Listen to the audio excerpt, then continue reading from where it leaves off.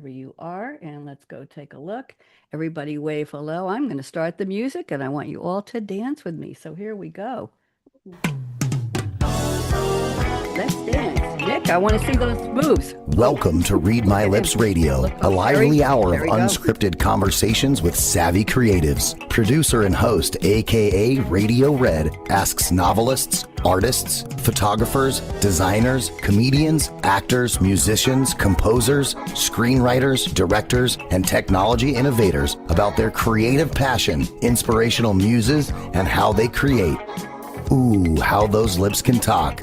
Now, here's aka Radio Red. Thank you very much to Ryan Treasure, the voice who introduces me and gets me on the air. I'm Radio Red, and this is our first new show of the new year. Happy 2026. Everybody go, yay, it's 2026. Yeehaw. We're Don't you leaving have some behind. fireworks you could explode? I should, Sherryanne, I should. I always call her Sherryanne. I'm being formal because you're with new people today. I want to welcome all of you to, it used to be Read My Lips. Now it's the Creativity Show, aka Read My Lips. Today is January 5th. The fifth day, well, it's so easy to count at the beginning of the year, isn't it, Melissa? Fifth day of the calendar. It's the Gregorian calendar. I don't know if you all know, but it used to be the Julian calendar. And Julian had a little problem with October, and he kind of skipped about a week there, Nick. And if you had a birthday in the beginning of October, way back in those centuries, you didn't get to celebrate it because every couple of years it just wasn't there. So Gregorian came along and he said, I'm going to be a creative. I'm going to be a pope too, but I'm going to be a creative. And I'm going to say, we're getting back all those days in October. And there you go. Anybody here a Capricorn? Melissa or Sherry or Nick? Anybody? No, neither am I. Scorpio. Okay, well, it's the 10th zodiac sign that's represented by the sea goat, and we're just going to say you can all be a goat today, a greatest of all time, and we'll leave it there. I have a couple of announcements here, and I want you all to pay attention. This is very important. Nick, this is for you. In 1975, the number one song on the Billboard Hot 100 was Lucy in the Sky with Diamonds, but not the Beatles. It was an Elton John version. Aha! And in 1995, Boys to Men had a ballad called On Bended Knee. And in 2015, believe it or not, Taylor Swift was already making waves with Blank Space, but Bruno Mars came along with Uptown Funk. Don't we love that? And he replaced her. And this past year, 2025, Die with a Smile by Lady Gaga and Bruno Mars. I thought you'd all really want to know that. I have a couple of notes about Good history. one. Yeah, I know. We have a couple of notes Yeah. about history here. In 1965, on this day, the Supremes recorded their signature song, Look at Me. What's the name of the song, everybody? Stop. In the In Name the of Love. name of love. That's it. It was at Motown's Hitsville studio in Detroit, and they soon went on a tour of Europe, and that was when the Motown sound went international. Today, in 1979, the double album soundtrack to Saturday Night Fever became one of the best-selling LPs in history. Think about this. Remember that. 25 million copies sold. Sherry, 25 million, and that was 1979. So that was 45, 46, 47 years ago. Oh my goodness. And I have to tell you all that the Royal Mail in the UK, I don't know what you think about the US Mail, this is not a political show, but the UK Royal Mail issued 15 stamps celebrating the Spice Girls' 30th anniversary. Hard to believe. Nick, can you believe that? It was the can't. first time the Postal Service dedicated an entire issue of stamps to a female pop group. I'm going to put the lights on here because all of a sudden, there we go. Okay. Woo! Because all of Now a you're sudden, glowing. the sunshine went away and I'm in the dark here. So the stamps were images of performances from 1997 to 2012, including the Brit Awards in 97 and the closing ceremony of the London 2012 Olympic Games. We have some birthday shout outs. I want you all to think about if you know these people. Robert Duvall is 95 today.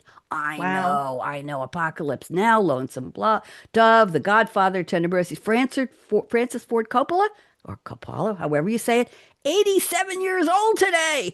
And his films directing included The Godfather and Apocalypse Now. Well, that's a coincidence. Bradley Cooper, what a darling, is 51. And January Jones Ooh, is 48. Anybody remember Don Draper's wife in Mad Men? That was January Jones. She's 48. And in memoriam, I have two for you. I'm almost done with this part. Diane Keaton, who just left us a few weeks ago. Nick, she was born today in 1946. She was in Annie Hall. Play it again, Sam. The Godfather. There we go again. It's Godfather Day. Part one, two, and three. Something's Gotta Give with Nicholson and the First Wives Club. And none of you were around when this young man was born, but George Reeves, 1914. Nick, do you know the name? I do not. Melissa, Sherry, anybody know the name?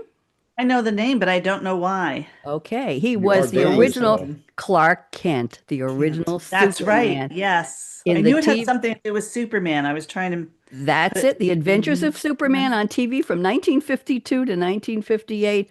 Oh, be still my heart. So now I'm going to introduce the show, and I have a special gift for each of you.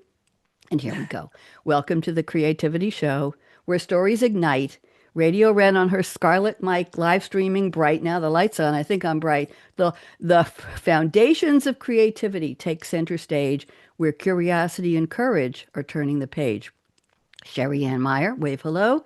Nick Stevens, wave hello. Melissa, Jay, Jean, Rod joined today. Three seasoned creatives with a lot to say. Hear their paths and insights at our Roundtable True, an enlightening hour we're planning to bring to you. So here we go. Sherry, you're up first, and I have a special dedication to you.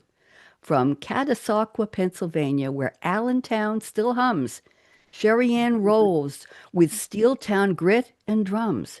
With a Bethlehem Steel dad and an immigrant mom so brave, Czech roots, heart, and hustle are the gifts her history gave. Youngest of five in a family built to care.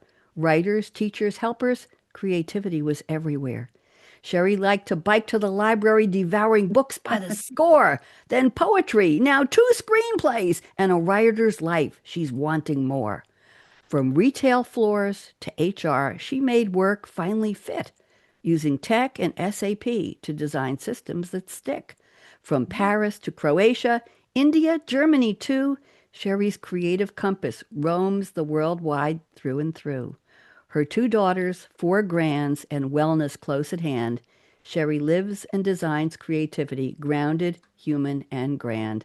Sherry, that's my gift to you. I hope you enjoyed it. I love it. Thank I'm you. glad. Never did that for Love you it. before. I never had your origin No. story. There you go. It's about time. I got to take a sip here. Hold on. Nick, you're up next. Oh Mm, boy, mm. this is exciting. I hope so. Here you go. Nobody else going to do this for you, kid. Okay. That's right. Raised in Dallas, Texas, the son of a preacher's call, Nick grew with music, choirs, trombones, stage bands. Yes, he did it all. A lifelong generalist in sports, he played a little of each, from college golf to coaching kids, always ready to teach. Math and science earned his master's, words once kept at bay, yet life revealed their beauty, their power, and lasting sway. Family and fatherhood led Nick's compass early on. Adventure passed to four brave kids, their courage deeply drawn. When profound loss shook Nick's world on a cold Colorado height, grief reshaped his purpose, turning sorrow into light. Now Nick writes and speaks to granddads, calling their hearts to engage in the power of granddad's voice, inspiring families of every age. Now Nick's crafting bedtime stories, sometimes messy, illogical, but true, teaching dads the kid love tales just because they're made by you. Nick, I hope you enjoyed that. I'm That's glad. beautiful. I'm That's glad. awesome. Thank you. I love it. My pleasure. And Melissa is here. Born in, you ready? Born in Channelview, Texas, then cut and shoot small town flair. Melissa Jean Missy grew up with stories everywhere. History, literature, her first great loves took hold. Then Mary Poppins saga, dreams, and musicals were retold. After heartbreak struck, Missy packed her bags to roam. She landed in the Potomac as a nanny, far from home. That role became a calling and a love she didn't plan, marrying a single dad and helping raise his young man. From bookstores to travel, school to massage therapy she tried, Missy followed her curiosity wherever it led her stride. From Belize to Italy, Africa to Fiji's crystal shore, with fencing, belly dancing, and flying squirrels and a chinchilla she cared for. In her memoir, The Daddy Files, even hidden truths ignite, where forgiveness, identity, and healing shine their light. Missy, good? Oh my gosh, I love it, Red. That is I'm awesome. glad. Now, let Yeah. me finish up the opening here. So, gather around where the cool vibes, the cool kids sway as we dive deep into creativity today. Radio Red's energy is lighting the way. We hope to inspire you to live large, to love life. I'm crying already. Hold on. Your almost made me cry. Live large, love life, and play. So, I want to welcome the three of you, and that's how I welcome my guests with a custom bio. I don't call these poetry. I call them rhyming intros. Sherry, what do you think? You enjoy that? I love them. I love them all. I'm so Yeah. honored. Thank you. You're very, very welcome. And That was full wonderful. disclosure, I do have a colleague who helps me write these, and her name is Sylvie. Sylvie. And Sylvie is online and she's there 24 hours a day for me. And Wow. I send her your origin story and I say, I need 12 or 14 lines. She sends me back a coalescence or a summary of all the key points. And I Mhm. go over it and I say, nope, nope, you missed this. And Missy, Melissa, you missed these. Nope. And I say, we need more. Sherry, no, we missed these on Sherry. No, we've got it. We've got to say this and that. Nick, no, you left out this. And we go back and forth until I'm satisfied. I change a lot of the rhymes, I change some of the cadence, and Sylvie will say to me, Red, that's really cool. And I say, thank you, Sylvie. And we send each other bisous, bisous. We talk in French. It's very exciting. So if you haven't figured out who she is by now, I'll give you the cliff notes after with the show. So let's go around the table now. If in case I missed anything, let's take 2 or 3 minutes, each of you, please. Sherry, I'm starting with you, my good friend Sherryanne. And is there anything else you'd like to tell us about your creativity? Anything that I touched on very briefly or that not enough or not at all in the opening? I'm putting you on speaker view, Sherry, and why don't you tell us a little more about yourself? Welcome. Well, thank you. I'm pleased to be here. Well, I spent a lifetime in technology, which is how Bonnie and I originally met. But I really have always been a creative person, and I've applied that creativity to technology, finding that I could, use the programming to make things more understandable for employees. And I've done a lot of speaking and writing in the SAP space because writing and speaking is my passion. So I kind of made the job that paid my bills work for me. And now I'm just writing for me and putting my stuff out there on the table. So it's fun. Tell us a little bit about, they want to know about your screenplays. Come on, Sherry Ann. Tell Yes. tell them, well, what's your first screenplay about? I've seen it. I've seen the So promo for it. It's great. Just give them a little clue because they want to know. it's called Inconvenience, two words. And it's about a young girl in her mid-20s who is a wannabe rock star, punk rock, not the Taylor Swift kind, rough around the edges, tattooed. And she is married to a woman and she has a child. And she tries to make this whole world work, marriage, music, performing on the weekends by working in a convenience store, which is barely convenient at all. Hence the title Inconvenience. It's a 30-minute comedy, um, really based on characters that I've known in my life, my own daughter, and people I've met through her, through the music world, and through her own work. And I just think it's a very timely story because so many young people are working in the service industries and it doesn't pay. It's hard work. It's long hours. During COVID, they didn't get a break at all. Yeah. And it's, one of the few ways young people can get a start these days. And yet, there's so many of them also pursuing these creative dreams, whether it's a TikTok star, an Instagram influencer, um, the music industry, photography. I meet them all the time. And it's kind of neat for them to be able to do that because I think when I was growing up, there weren't as many individual opportunities like that. Yeah. So they're pursuing everything, and they really can have it all today, but it's difficult. It's difficult. It's a challenge, and I'm sure people will enjoy it. You're pitching your screenplay now, trying to get it. Where are you Yes. pitching it? Can you tell us? Yeah, I'm pitching it to Voyage Media through Voyage Media right now, but also anybody and anybody who will listen. So anytime I find, Everybody, wait a minute. We got people watching on LinkedIn, Facebook, and YouTube. Are you all listening? Sherry's pitching a screenplay. You can find her through me, akaRadioRed at gmail.com. I'll send you. Okay, thank you very much. Sherry, thank you. I'm fascinated. I've known Sherryanne for years. She's been on my technology show. This is the first time I think you've been on the creativity show, isn't it? First yes, it time? is. Yeah, We've there's done a a, lot of work together, a- created podcasts and TV shows, radio shows together, but yep. this is the first time I've been on this one. As Lizzo says, it's about damn time. Let's go to Nick. I don't know the song too well, but I like the title. Nick Me too. Stevens is up. Nick, thank you, Sherry. Nick is up. I met Nick at the National Publicity Summit. It's probably the Global Zoomable Publicity Summit now. We got to rename it. And I was very taken with you and your story, which is poignant and challenging and courageous as well. So, Nick, why don't you tell Thank us you. a little bit more? Why don't you fill in some of the blanks for us for 2 or 3 minutes? And then we'll go to Melissa. So, Nick, go. All right. Well, my creativity story, I guess, I avoided anything that tried to reading or writing when I was in college. So I got masters in math degree and sciences. So I avoided writing like a passion. But then I had kids, and I had to start telling bedtime stories, and I fell in love with that. And so words have always been fascinating to me, and I love the power of words. Me too. Sometimes bad, sometimes good, but I love that. So I retired a year ago in January to write, and so that's what I'm doing. I finished my first book, The Art of Being Granddad, and so I'm hoping to get that out this year. Um, you mentioned my life-changing story was when I loved adventure. I've camped with my kids. My kids loved mountain climbing. I had two of my four that were professional actually, and the two of them climbed a mountain in southern Colorado. And in January 10th, annual this coming Saturday, and triggered an avalanche that killed my 20-year-old daughter, and my 22-year-old son survived it.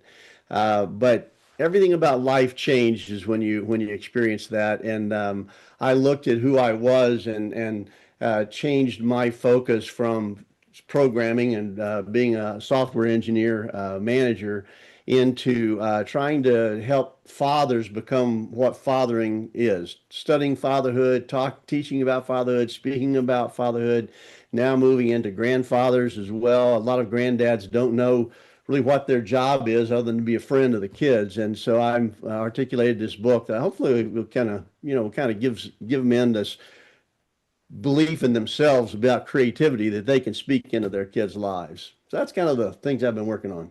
Thank you. Thank you for Love that. sharing that. And Nick, granddads, it must be a very broad age-wise demographic, a cohort that probably starts, I'm guessing, for some in their 40s and for some 60s, 70s, even 80s. That's a Yeah. big swath It of people to how do you address it? Is it the same message for all? Just briefly tell us. Well, it is kind of. It's a life situation more than an age situation. Obviously, you got to be old enough, but you've seen a lot of life, a lot of bad things. You've seen a lot of hard things, and so it's those things that give Granddad this powerful voice. And so it's this role of being Granddad and the power of my words to change and fulfill the lives of my kids, give them identity. I think Granddad needs to speak identity into my grandkids more than anyone else can. They wear my name a lot of times, and so it's You I'm go. really responsible for that. So Thank I can you. speak to it. I need to talk to you about writing a book about grandmas.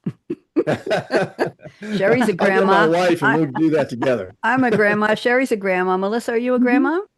Yes, I am. I've got Mhm. five grandsons right now, and my sixth one is coming in April. Well, that's very, very Fun. exciting. I've got two. Sherry, you've got what, four?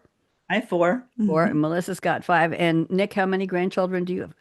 Seven. Boy, we're counting high. If you add it all up, it's 7 and 5, 12, 7 and 6, 13, 14, 15, and 4, 19. Did I do that right? 19 among us. We got a football team there. We got a Yep, baseball we team. We do. got a couple Yeah. of tennis doubles. And oh my Yep. goodness gracious, interesting. Yeah, the challenge for grandparents today is that when your grandkids get to be early teens, early adults, which mine are, they have their own lives. And people say, "Oh, write your memoir." And it's like, well, as much as they love me, they don't want to read my memoir. Are you kidding me? It's from another They will time. one day. They will one day. Maybe, yeah, if I leave it to them, they might. But Nick, go But for ahead. but for the creativity show, what they do love to hear is those stories. Yeah, Yeah. The yeah. memory of this weird thing. Every Christmas I can tell a story about something weird and they love it. Good point. We'll catch up on that later. We might need to do a show on one of my other series about this. I think that would be fun. Get some grandparents together. I hadn't thought about that. Would you all? Of course, you're all going to agree to it. Yeah, that would be great. There's Wouldn't it? things, Nick, that aren't necessarily weird. They weren't weird to us, but they're weird to them Good now. point. Exactly. Just Yeah. routine stuff Like to me. rotary phones, Yes. Well, Yeah. my granddaughter grew up when she was 6 months old. They put her in front of a keyboard and she fell asleep on it. And there's a famous picture of Sarah fall asleep on the keyboard. But at 5, her sister had her own computer and was playing My Little Pony games in her room on the. It's like, what? Okay. All right. Let's go to Melissa. You've been so patient. Melissa, welcome. Why don't you tell us a little more about your story, please? And welcome. Hi, thanks. So I was a nanny. Then I was a housewife for a long time with 6 kids. And then one day I found out that the man I thought was my father wasn't. And so, yeah, it was a nice little shock. Honestly, I was kind of happy about it though. But I played detective because my mom said I'd been switched at birth. And she stuck to that story. So, yeah, it was pretty funny. And it, it was interesting. I tracked down her high school boyfriend and much of other stuff. And it, it made life interesting for sure. Did you It find out? does. Yes, I did. Oh, Unfortunately, he was already deceased, so I oh, didn't get the chance to meet him here. mm, I did have a dream about him and met him there. But interesting. Interesting. so, yeah, it was And very your interesting. book, The Daddy Files, what is that Mhm. all about? What inspired that, Melissa? Well, as I started sharing my story, I realized that there were a lot of people out there that had gone through similar situations. And when I would share, they would talk about how wonderful it was to find out that they weren't alone, that somebody else could Mhm. relate and understood what they were feeling and all the different emotions that they were going through. And I was like, okay, there's something here. And Yeah. that's when I decided to write my story. Very interesting. I will tell you, I had a guest. I don't know if you met him at the summit when you were at the publicity summit, but about a month or two ago, and he found out who his father was from watching an old game show on TV on reruns, Mm. and somehow the information came to him that the man who was like it was a Jeopardy show, Oh, that one of the contestants was his father. And he oh my went through goodness. decades of old tapes looking and tried to find him. I can't remember who it was. I do this almost every week Yeah. except over the holidays. Wow. I'll look and see if I can find him. Maybe I'll put the two of you together, Melissa. That would Just be, absolutely fascinating. yeah, So I who's would your love that. is your audience for anybody who has a parent who knows them, or just that niche of people who are looking for a parent? Who's your audience? Funny you ask. When I wrote it, my publisher kept telling me to niche down. And so when I wrote it, I did it to a woman in her 30s, 40s who had discovered, well, after I published it, I realized actually it's not that. It's actually college aged girls. And Wow. How did you come uh, to that decision? Wow, we're all scratching everybody scratch their Yeah. head. Yeah. Go ahead. well, because I realized, okay, long story, but I did not grow up with my with the man I believed was my birth father. Hmm. And I Right. found him when I was 21. And he actually, I'd found him when I was 18 and he pulled a disappearing act.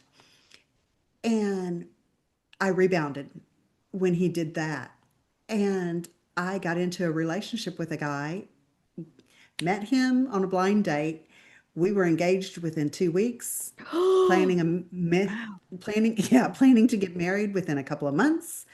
So from like June 11th to August 20th, give or take, of one summer, I went from being not knowing him to being engaged to being dumped. Oh And my I God. realized writing the book that he was rebound. I was looking for somebody to love me, to Yeah. want me, to choose me. And Yep. Hmm. he stepped in at the right moment Yep. and I latched on. And a lot of my decisions after that was based on him and the man that I believed was my birth father leaving me. Right. Yep. And that's college age girls.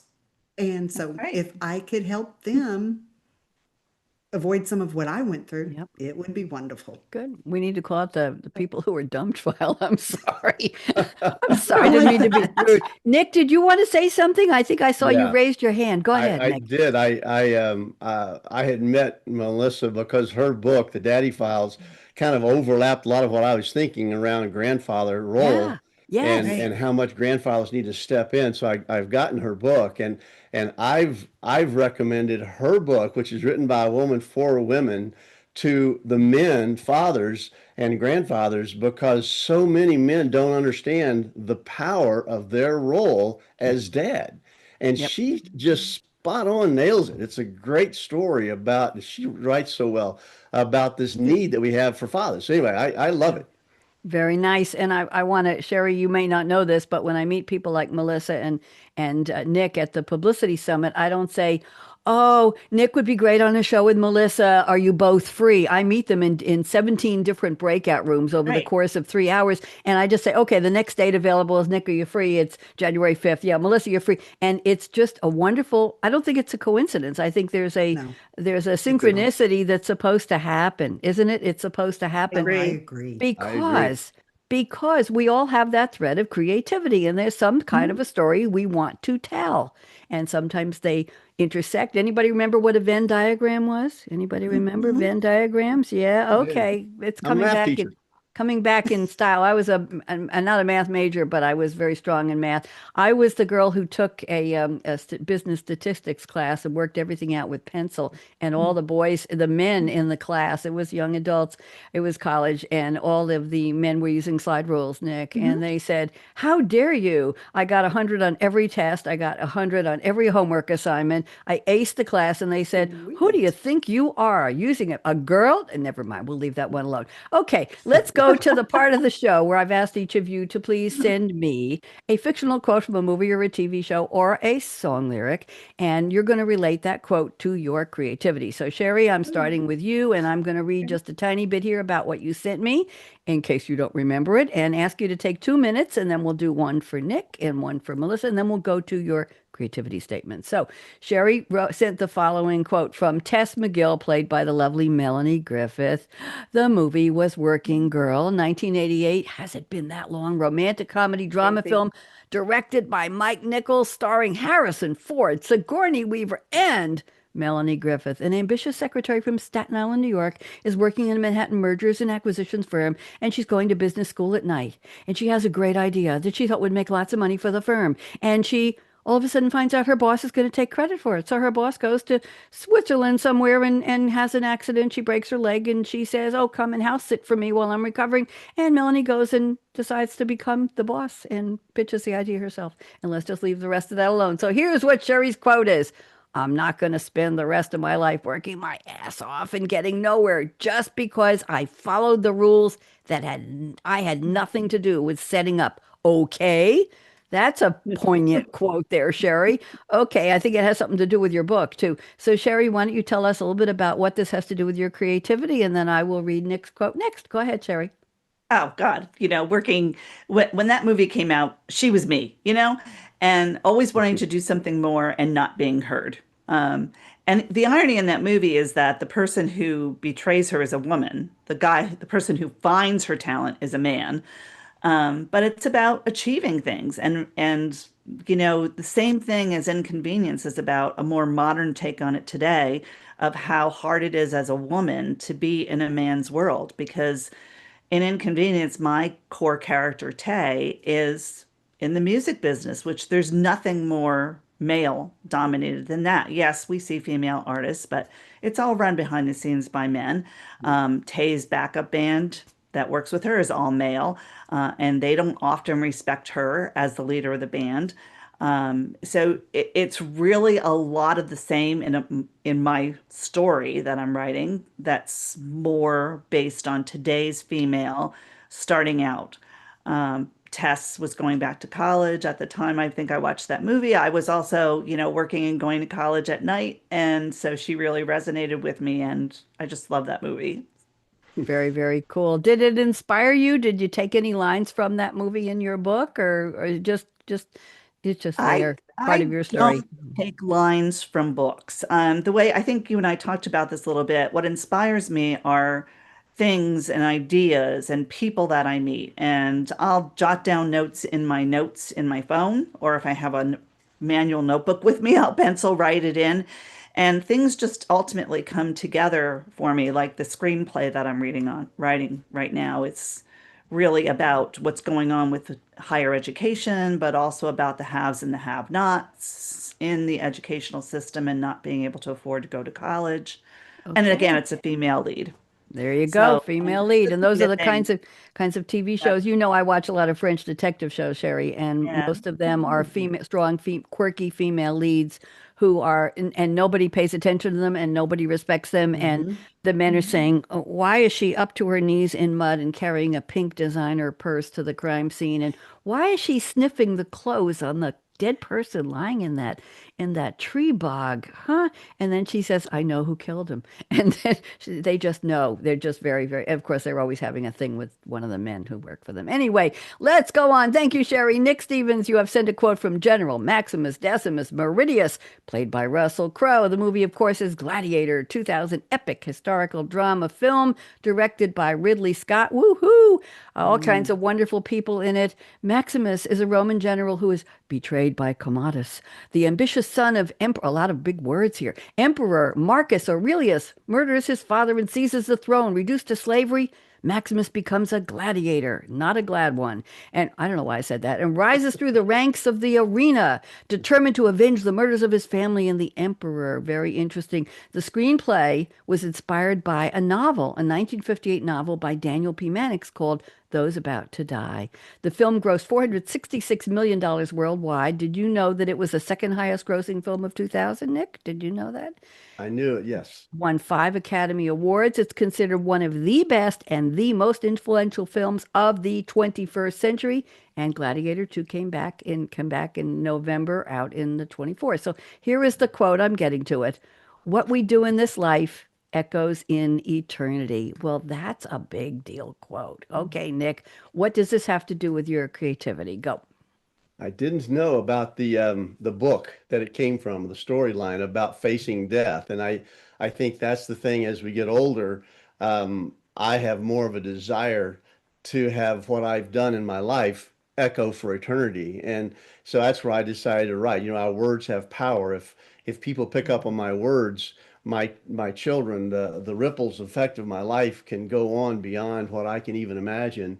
And if there's a spiritual hint to it, a life in it, it'll be eternal. And so I think our words, what we do, way we behave, the sacrifices we make, echo for eternity. And that's our culture right now in America is pretty self-centered and satisfying myself, and we don't really focus enough on what's the effect of my life going to be after I'm gone.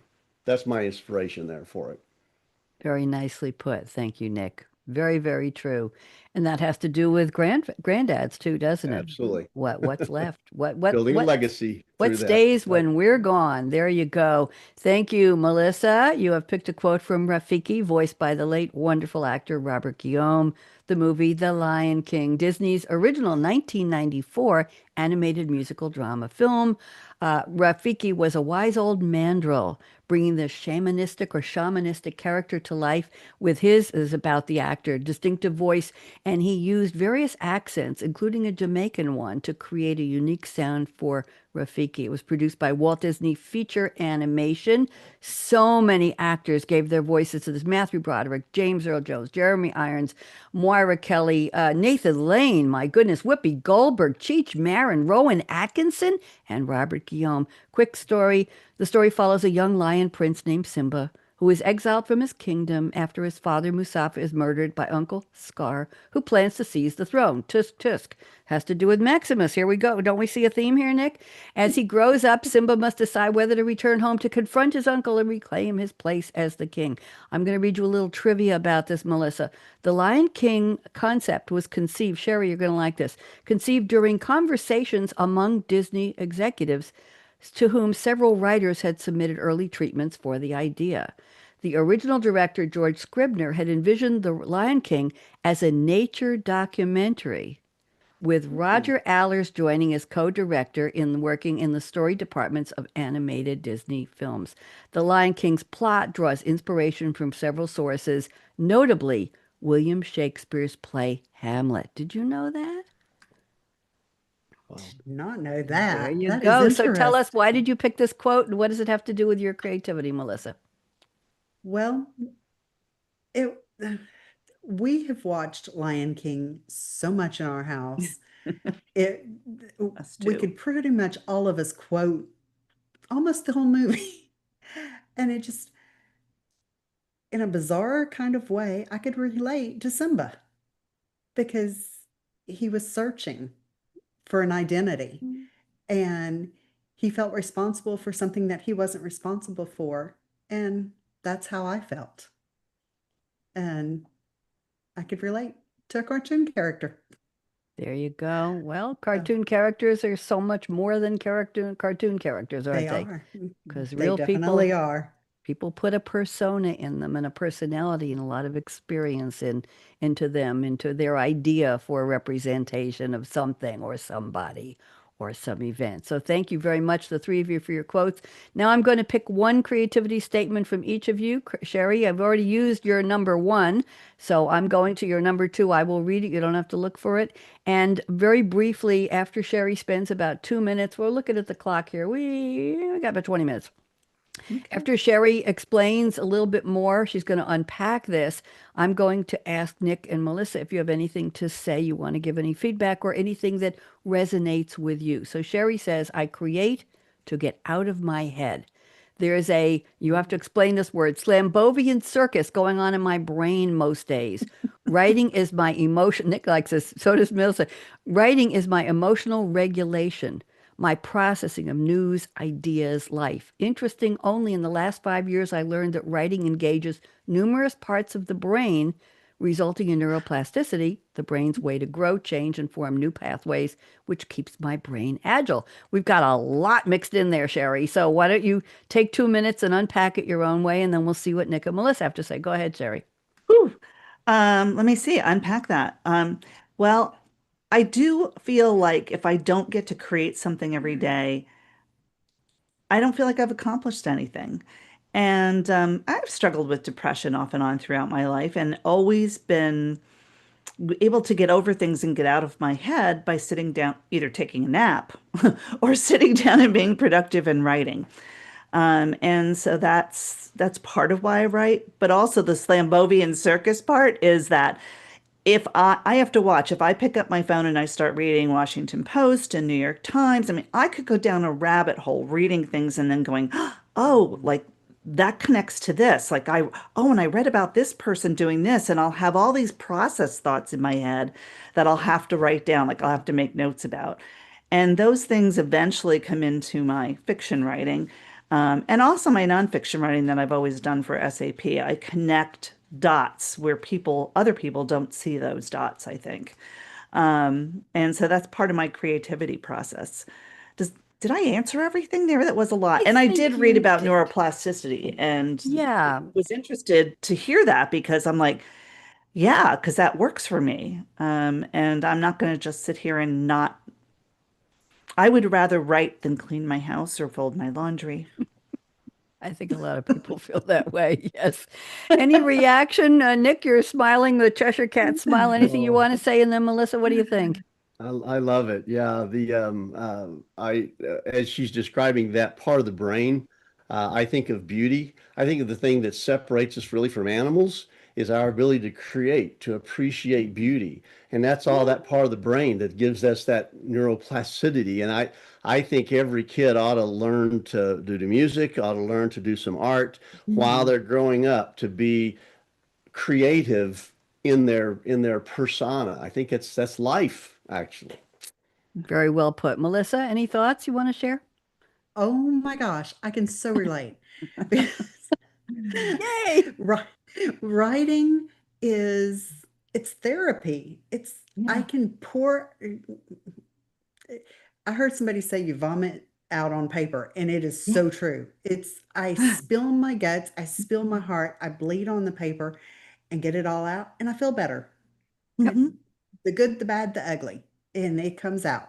And yeah. Well put. Well put. Some people use journals for that, Mm, and some yeah, people write. Do you use a journal, Nick?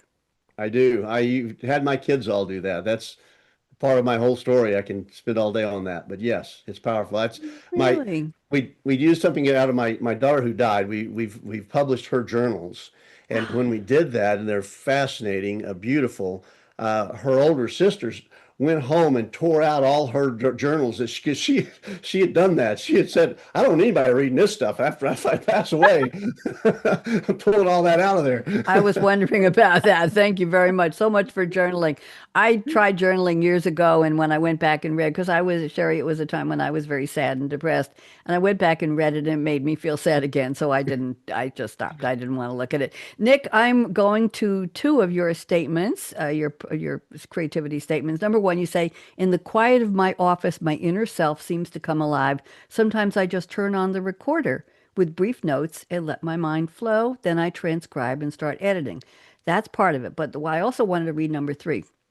You say Okay. my writing to date has been nonfiction, but I'm thinking about collecting bedtime stories I told my kids.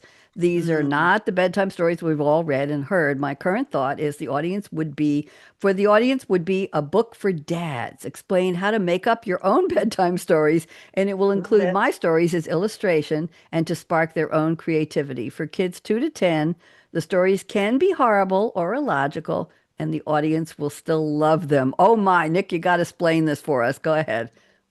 Um, the kids love to hear dad specifically talk.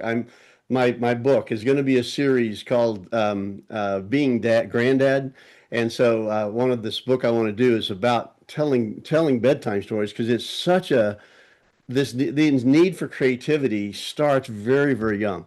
There's no more creative time than when a kid is 2 to 5, 6 years old, and they can imagine anything. So if dad sits down with a like I used Pegasus was one of my series. I would tell a Pegasus story and it would be no planning. I just sit down, Dad, tell us a story, and so I just sit down and start talking, and but I'd have a character quality patience. And so I would build something up about Pegasus getting frustrated and angry and then having patience. And so it's a tool that just aided me in my fatherhood. Very nice. And the idea that our writing does help us. I think that's a thread. That's a theme here. Anything you want to say to that, Sherry or Melissa? Any comments back to Nick? Well, I love the idea of you coaching dads on how to, Mm. tell stories. I think, and the creativity thing is really interesting because I found that with my grandchildren too. The one that's 3 is still like, okay, let's play blocks. Okay, let's play Play-Doh. Mm. Okay, let's draw. And a lot of that. The older one draws a lot, but has gotten into video games. However, he does exercise creativity in that because he does Minecraft and builds. Mm. But I'm wondering, like, how do we get them to stay on task with reading, writing, drawing, and away from the video games. It's tough. You have to bring that creativity and imagination into it to be as Yeah. compelling to them as what they're seeing in the games. I think that's the challenge. Melissa, anything Yeah. quickly you wanna? I want to go to you in a second here. Well, Anything you want to say?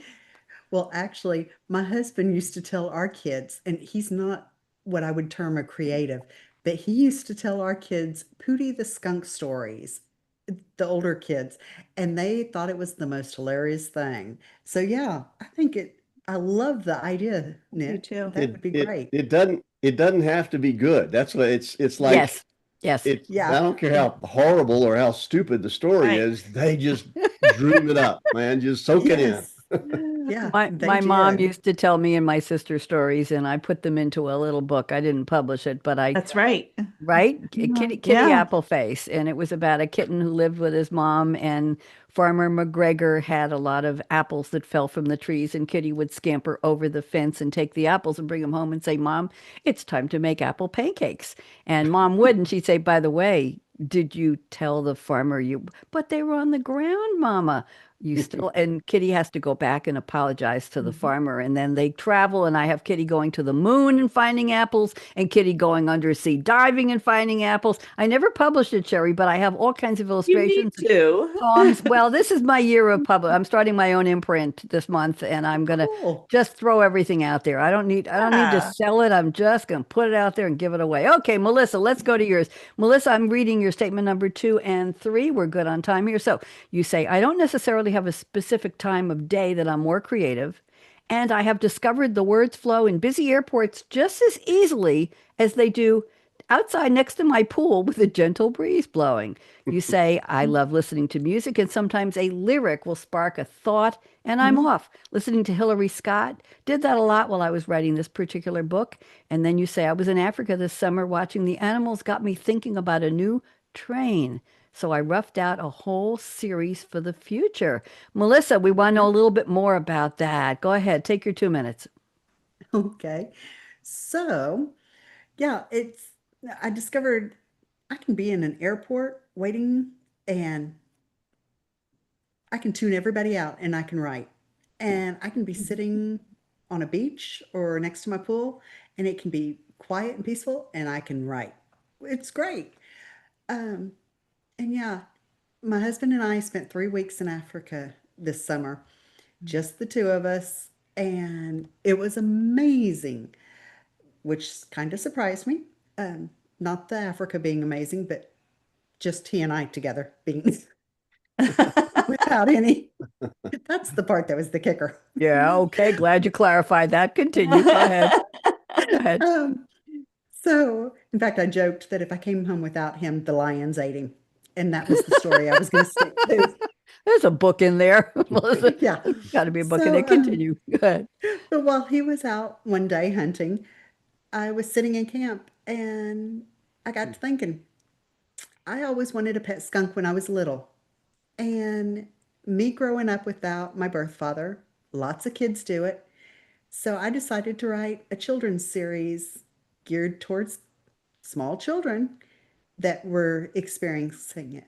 And the main character is going to be a skunk, Sugar the skunk. Love it. I love it. And Every That's time fascinating. I also have an affinity for skunks, or I did before I knew what they did. well, exactly. every time I'm in East Tennessee right now. Don't ask me. And a New York girl in there's a whole story in there too somewhere. Nick will have to sit down and write it for granddad somebody. Anyway, every time I'm driving down a country road here, and all of a sudden I'll say skunk. So I can now Yes. say the name of whatever the skunk is in your story. Melissa, you'll tell me how to give it a name, and I'll assume it's a cousin of your skunk. Nick, you want Sounds to make good. a comment? And Sherry, Nick first about what Melissa said about being able to write anywhere. Nick? God gave us skunks so that we can all remember we all stink a little bit. You stinker, you. Who said that? Who said that in the cartoon? You stinker, you. I don't remember. What about writing anywhere, though? Sherry, you were saying you can write anywhere? I can write anywhere, if people don't talk to me. Okay. Well, speaking of That that, disrupts my train of thought. So, anybody here write when you're in a coffee shop, as a Starbucks yes, or I anywhere? can block it. I can But block. Yeah. but some people I've had on the show say that they listen to conversations and that Oh, yeah. that's sparks the good. ideas Yes. for, Mhm. I wonder what Uh-huh. why are they here? Oh, really? Oh, yeah. Eavesdrop. Yeah. He said Uh-huh. this, she said that. Yes. Oh, yeah. And stories come out of that. Nick, you're nodding. You ever do that? Yeah, I was going to say that I'm the other kind of the other way. You mentioned earlier, in my office, I kind of need to be quiet and my brain Mhm. can kind of go off into the world I'm trying to envision. And so I kind of like it to be quiet and distract. I'm easily distracted, so that wouldn't work. Me too. Me too. I want to get back to neuroplasticity for a second here. Who was it, Sherry, you were saying about neuroplasticity? I don't know if Mhm. anybody here does it, but I play multiple word games a day, every night.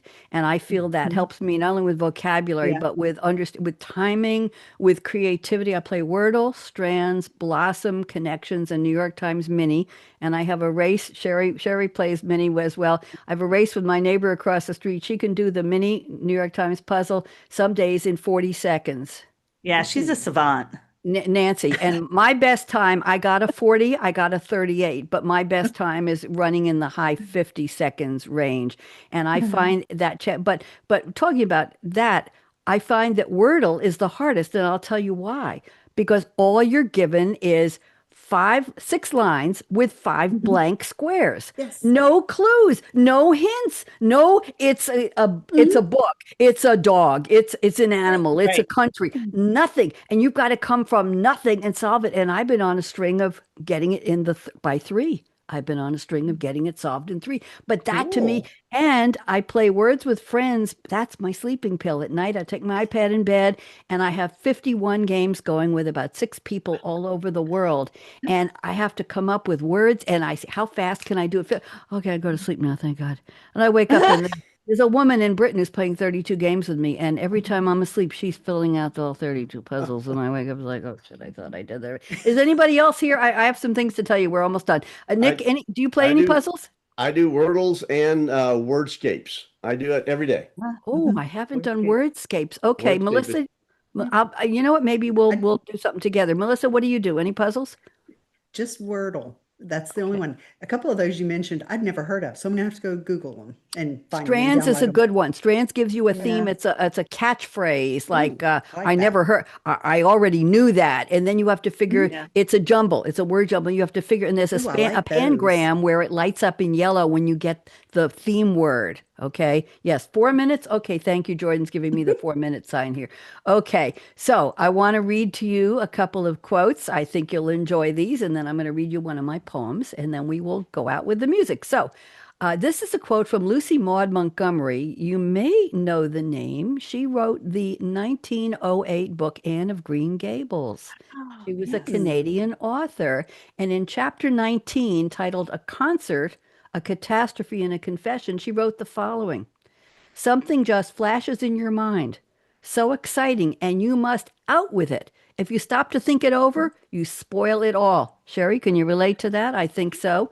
Here's That's another it. one from Rapunzel, voiced by Mandy Moore in Tangled, the 2010 3D computer animated musical adventure fantasy comedy film. My goodness, I wish they'd stop smashing all those genres together. Venture outside your comfort zone. The rewards are worth it. Then here's one Yeah. from the Rolling Stones. You all know this one. You can't always get what you want, That but what if you you want. try, sometimes you'll get what you need. And here's one from Glinda. I love collecting quotes. Glinda, the Good Witch of the North, played by Billy Burke. We're talking 1939 here, Wizard of Oz. You had the power all along, my dear. Now, Mhm. I want to read a couple of more things. This is from Kurt Vonnegut. You all know the humorist who wrote 14 novels, three short story collections, five nonfiction. Anyway, blah, blah, blah. He says, go into the arts. I'm not kidding. The arts are not an easy way to make a living. They're a very human way of making life more bearable. Practice an art, Mhm. no matter how well or how badly. Nick, I'm thinking of the stories. It's a way to make your soul grow. For heaven's sake, sing in the shower, dance to the radio, tell stories, write a poem to a friend, even a lousy poem. Do as well as you can. You'll get an enormous reward. You will have created something. And now I'm going to share with all of you one of my poems. I belong to an online poetry group, and this was one of my acrostics from, I write 1 to 3 poems every single day during the month of April and November, when we get a prompt every day from the moderator, and the rest of the year it's every Wednesday. So I write about 300 to 500 poems a year. So this is from July 24th, 2024, and the prompt word was night shift, NIGHTSHIFT. And I dedicate this to all of you, and then we'll close. I'm going to nod when I get to the next word. So, never quite really at rest. It's the life of a creative, going, gripping, gyrating, growling, groaning, growing, highs and lows, flowing on a mental Mobius strip. The days or the nights are the days again, shifting off and on, into and out of gear, hoping for unique brilliance even once. It's a calling, command, curse, roller coaster, finding eureka, euphoria amid frustration, fears. Thus is the life of the creative. Hope you enjoyed that. You like that? Thank you very much.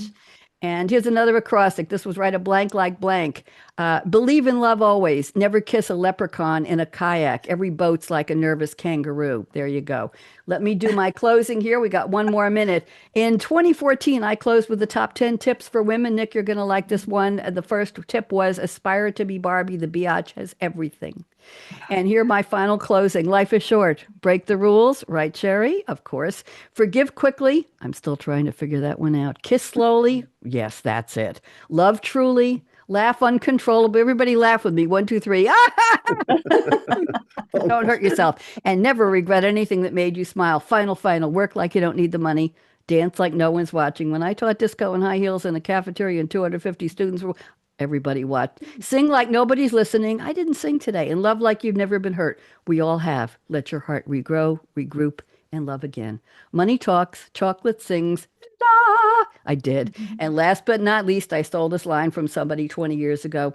Thank you for turning me on. Let's see if I can get the outro music to go here, and let's see what we got. On Read My Lips Radio, producer and host, akaRadioRed, invites you to eavesdrop on her live, unscripted conversations with smart, savvy, creative people as she discovers what makes them tick, where they find their inspiration, when creativity first became their passion, and how their creative process can inspire the rest of us to think out of the box. Enjoy akaRadioRed's always lively, cool conversations with creatives. Oh, how those lips can talk. Everybody wave bye-bye. On Read My Lips There we go. That's enough for you, Ryan. Let's say goodbye to social, bye LinkedIn, bye. We had a lot of viewers today. Bye.